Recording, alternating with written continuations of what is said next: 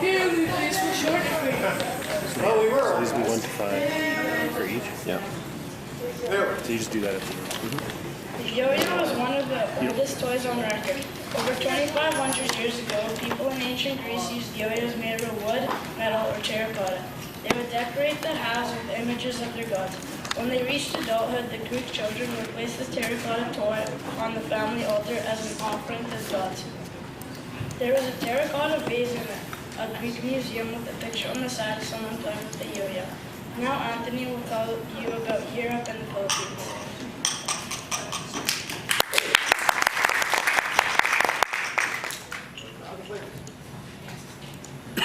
In Europe of the 1800s, many nations used a similar toy.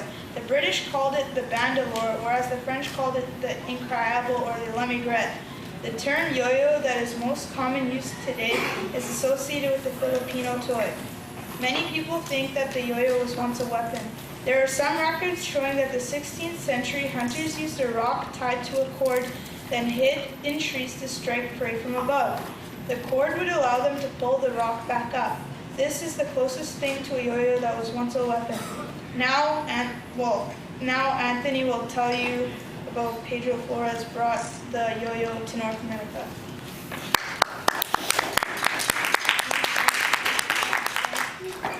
Okay.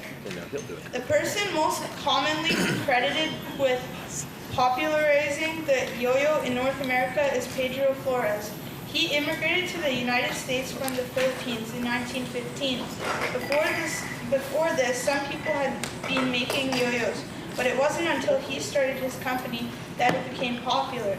Flores started a yo-yo company after discovering that many people were very interested in this toy he played with while on breaks at work. The original yo-yo was similar in shape to later yo-yos, but was unable to sleep because the string was tied in a knot around the axle. The Flores Company yo-yo were made of a single piece of carved wood. Now Jason will tell you about the Duncan Yo-Yo Company. And Jason,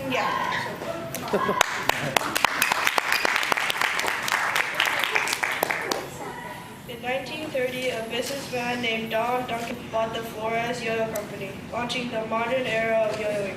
Duncan's first innovation was the introduction of a string with a loop around the axle, allowing the yo-yo to sleep for the first time. In 1931, Duncan managed to sell over 3 million yo-yos in a single month. After World War II, Duncan used a series of TV ads and other methods to create a resurgence in interest. Duncan is credited with inventing the idea of sending in 2 cereal boxes leads to get a prize. In the 1950s, his company also introduced the first Duncan butterfly. The Duncan Company's success ended when the cost of marketing and productions was higher than profits from moving.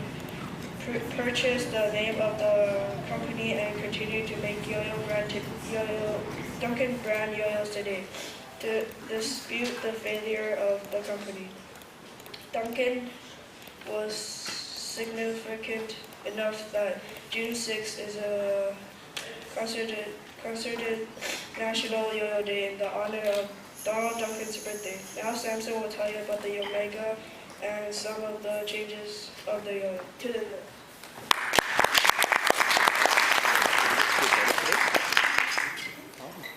In the 1980s, technology started to drastically change the yo-yo. One of the biggest changes was made by Michael Caffrey when he introduced the Omega brain. Instead of a general axle, he had a plastic trans-axle around the axle, which allowed the yo-yo to sleep for longer. All of the mechanisms that allowed the yo-yo to return automatically when it was running out of spin. Even in the show Boomerang Yo-Yo, it works the same as the Omega brain. Listen as Max tells you about how ball bearings completely changed the way a yo-yo works.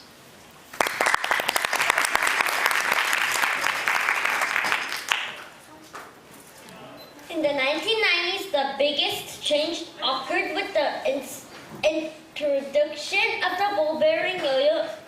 In the 1990s, Tom Kahn released the marketed the Silver Bullet 2 that was the first major yo-yo to have a ball bearing. that was effective in the late 1990s. The company Omega put together a team that traveled demonstrating yo-yo tricks around the world. They promoted yo-yos. They even partnered with McDonald's to help popularize the toy. Next, we have Veronica telling you about the modern yo-yo.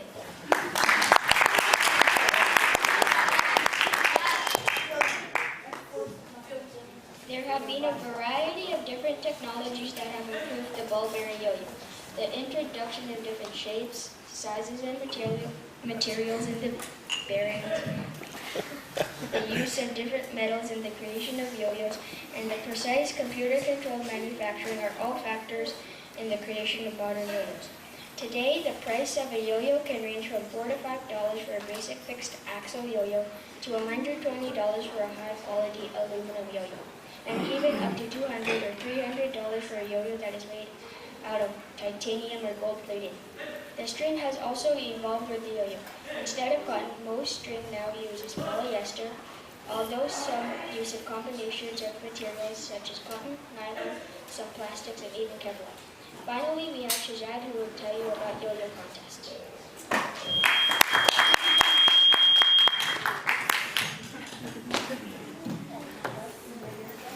Contest. Yo-yo contests have been around for quite a while. The first one on record was in 1932 in England, won by Harvey Mills. The current format World Yo-Yo Contest was started in 1992 and was started in Montreal, Canada, during the International Jugglers Association convention. There are currently 7 different divisions in the world yo-yo contests. There are also a variety of regional and national contests held around the world. See your teacher later for more information on it.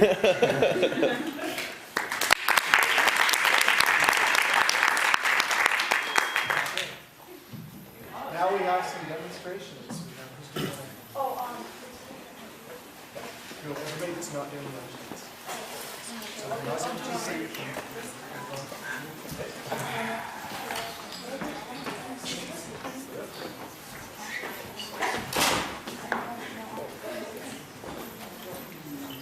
One A is probably the most common style.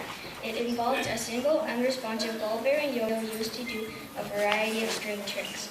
Unresponsive means the yo-yo doesn't come up when you tug on it. The number of different techniques available within this style make it very interesting to watch. The Brantford yo-yo team will demonstrate a few elements one can use to build tricks. This is a trapeze. This is a slack trick.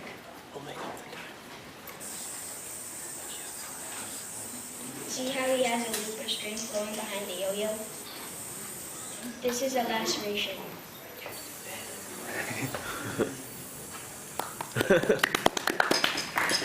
This is an Eli hop.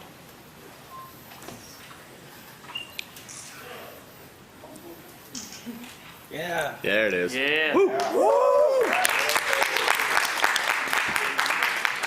is a whip.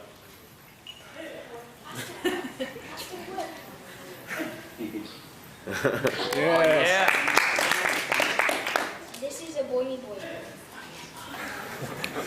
Oh, Lucas. Whoa. Very nice over under. I can quit now. It took me 4 years. 4 years. Next, Max will tell you about 2A. You know how to tighten it? That could be. Yeah, went back to school. Jesus. So we're missing a couple members of our team, and we thankfully had a guest star. Yay, Brantford Joey. 2A, or looping, is the closest thing to the old-fashioned yo-yo tricks that you will see. It involves 2 imperial-shaped yo-yos with smaller responsive ball bearing in them. They are continuously looped to enable a variety of different tricks. This style has the most physical movement involved and can be seen as almost a dance with the yo-yos. Watch. Brentford guest to a crossover. Oh. Thank you.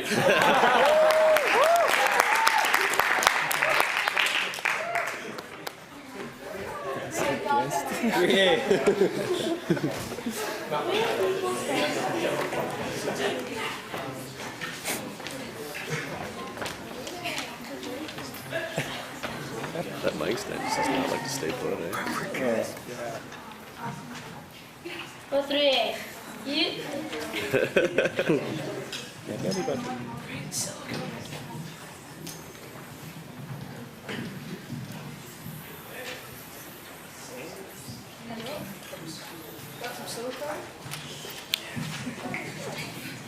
Anybody know how to work a mic stand? For 3A, use the same type of yo-yo as with 1A, except you use 2 of them. This requires a lot of patience when learning. I did handle a lot of things on the train. This style is more measured and a little slower than 1A, but can be very impressive to watch. You can see, for 3A, always the 2 yo-yos together and apart again. Kelvin and Fraz will demonstrate a few tricks. This trick is called King Fu.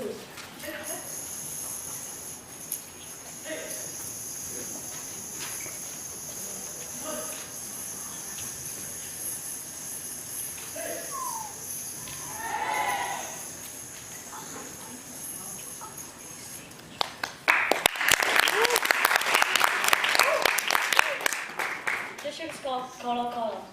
Yeah.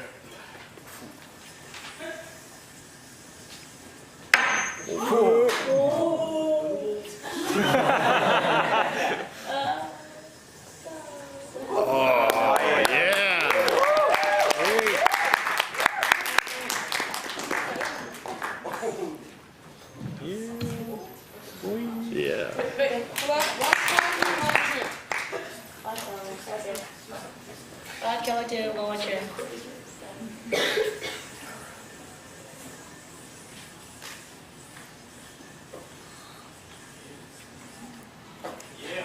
Oh yeah.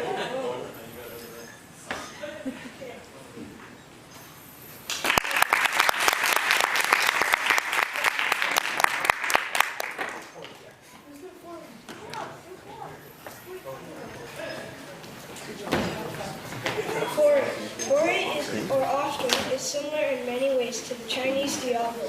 For this out, a slightly larger yo-yo, usually with a rubber or plastic rim, is used and is not attached to the yo-yo. This makes for a very different style visually. A lot more slack tricks and whips to catch the yo-yo. It is also fun for 2 people. Watch Anthony and Calvin demonstrate. This is a whip trick.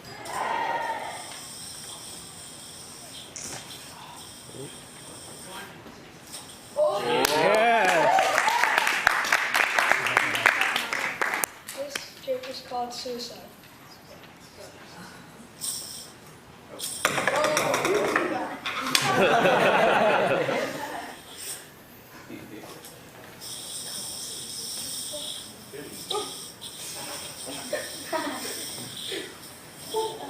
Nice.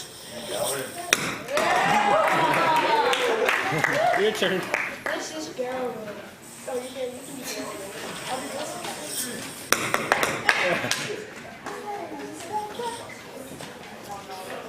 Got this.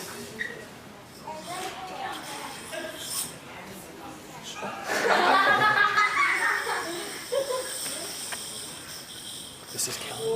Calvin. It's Calvin. See that? This is toss Yeah, and yeah. catch. You can write it. He's regular. Yeah.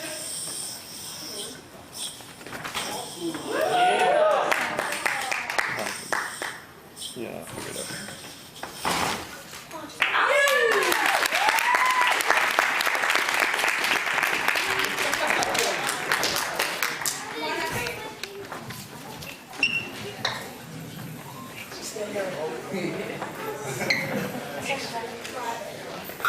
Live A is also called counterweight. In this this style, the string is not attached to the yo-yoer's hand. Instead, it's attached to a dice, ball, or other small object that can be moved independently of the yo-yo. This opens up a number of different possibilities that are unavailable in any other styles.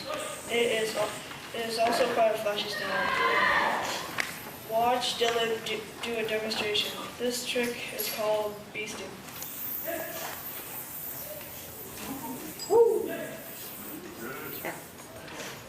This trick is called electric fan.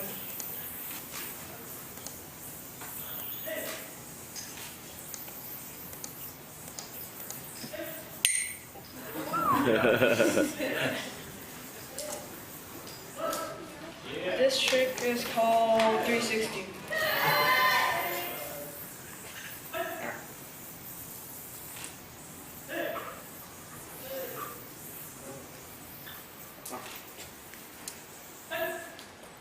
And that's it.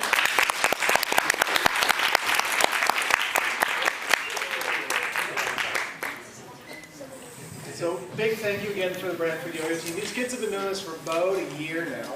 We only started putting together this show about 3 months. They've done it in a couple shows, a couple different schools. They've done a great job. So big round of applause for them.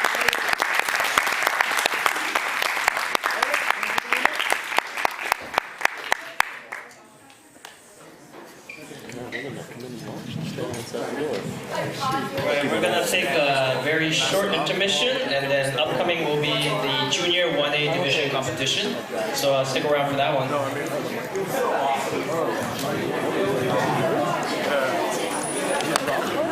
Yeah, because microphone stands